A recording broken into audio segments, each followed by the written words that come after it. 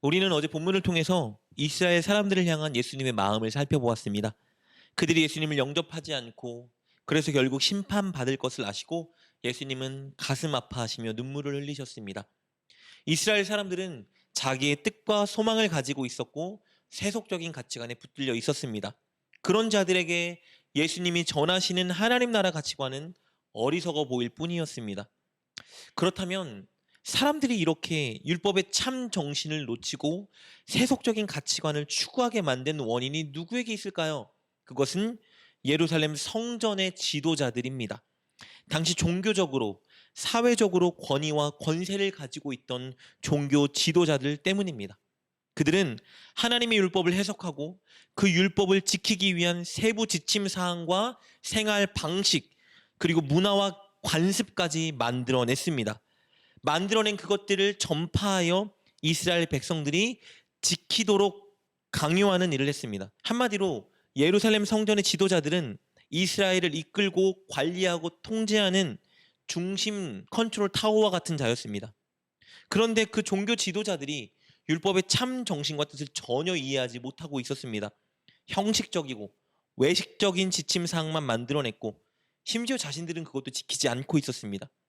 이스라엘 백성들에게 하나님 나라 가치관을 전혀 가르쳐주지도 심어주지도 못했고 오히려 자신들의 권력에 심취해서 그 권력으로 자기 이익만 취하고 있었습니다.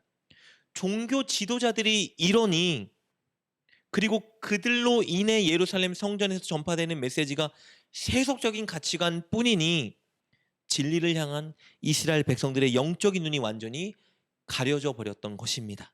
그래서 예수님은 이런 상황을 아시고 이 문제를 바로잡기 위해 성전으로 가십니다. 그리고 성전을 정화하고 하나님의 말씀을 그곳에서 가르치기 시작하십니다.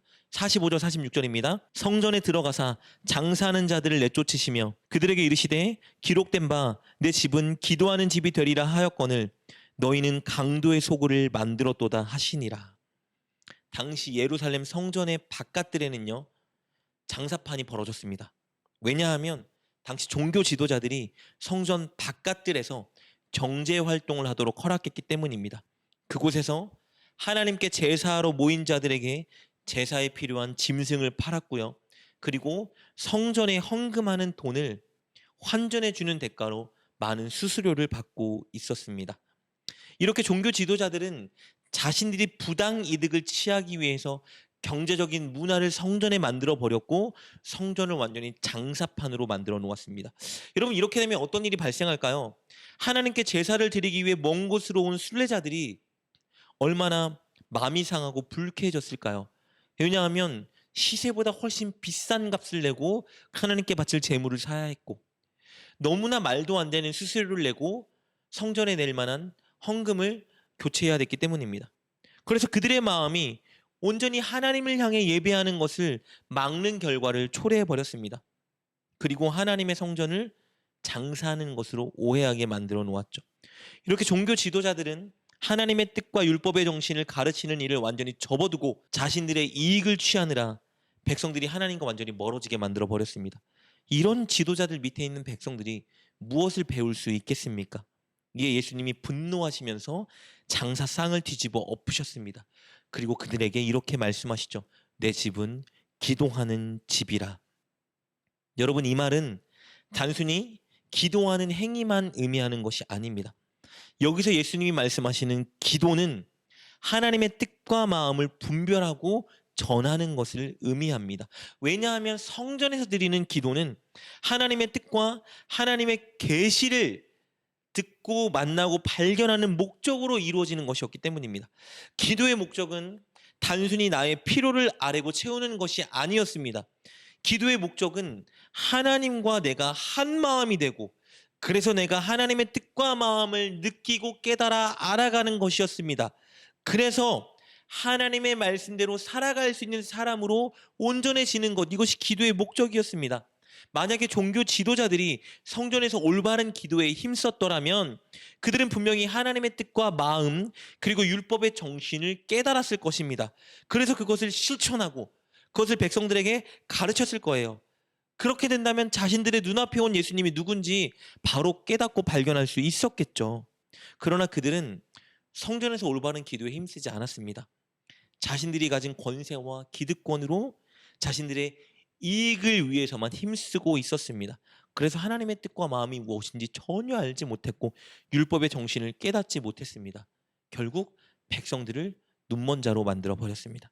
이에 예수님은 성전에서 장사하는 자들을 꾸짖으시고 그들을 내쫓으신 겁니다. 그리고 진정 종교 지도자들이 힘써야 됐던 그 일에 매진하기 시작하십니다. 진정한 율법의 정신을 백성들에게 가르치십니다. 47절입니다. 예수께서 날마다 성전에서 가르치시니 대제사장들과 서기관들과 백성의 지도자들이 그를 죽이려고 꾀하되. 오늘 우리가 살펴본 이 짧은 본문은 우리 믿음의 사람들이 무엇에 힘써야 되는지 우리에게 교훈해 주고 있습니다.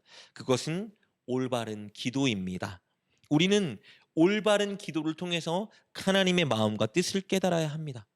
올바른 기도를 통해서 말씀에 담긴 율법의 참 정신과 하나님 나라 가치관을 깨닫고 발견해야 합니다.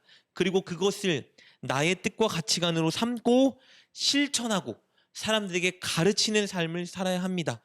우리가 그렇게 살아갈 때 우리 주변은 하나님의 나라로 물들어 갈 것입니다. 세상의 가치관에 대항하는 아름다운 하나님 나라, 아름다운 가정, 아름다운 교회, 아름다운 이웃을 만들어갈 수 있을 것입니다. 그것이 우리 예수님의 마음을 가장 기쁘게 하는 일입니다. 사랑하는 여러분, 올바른 기도에 매진하는 여러분 되시길 축복합니다. 가장 먼저 기도를 통해 하나님의 마음과 뜻을 발견하기 위해 노력하십시오. 읽고 들은 말씀에 담긴 율법의 참 정신과 하나님 나라 가치관을 발견하기 위해 기도하십시오. 그리고 그것을 발견했다면 그대로 살아가게 도와달라고 하나님께 간구하십시오. 그 후에 여러분의 소원과 문제들을 하나님께 쏟아놓고 아뢰십시오. 그렇게 할 때 하나님은 여러분을 통해 이 땅에 아름다운 하나님의 나라를 물들게 하실 것입니다. 늘 진실하고 겸손하고 바른 기도로 하나님의 마음과 뜻을 깨닫고 그것을 실천하고 전하며 살아가는 여러분 되시길 주님의 이름으로 축복합니다. 기도하겠습니다. 하나님, 우리가 날마다 올바른 기도에 매진하게 하여 주옵소서. 늘 기도를 통해서 하나님의 뜻과 마음 그리고 성경적인 가치관을 깨닫는 우리가 되게 하옵소서. 그리고 그것을 실천하며 전하게 하여 하나님 나라를 확장시키는 주역이 되게 하여 주옵소서. 예수님의 이름으로 기도드립니다. 아멘. 오늘 말씀을 통해 깨닫고 결단한 것은 무엇입니까?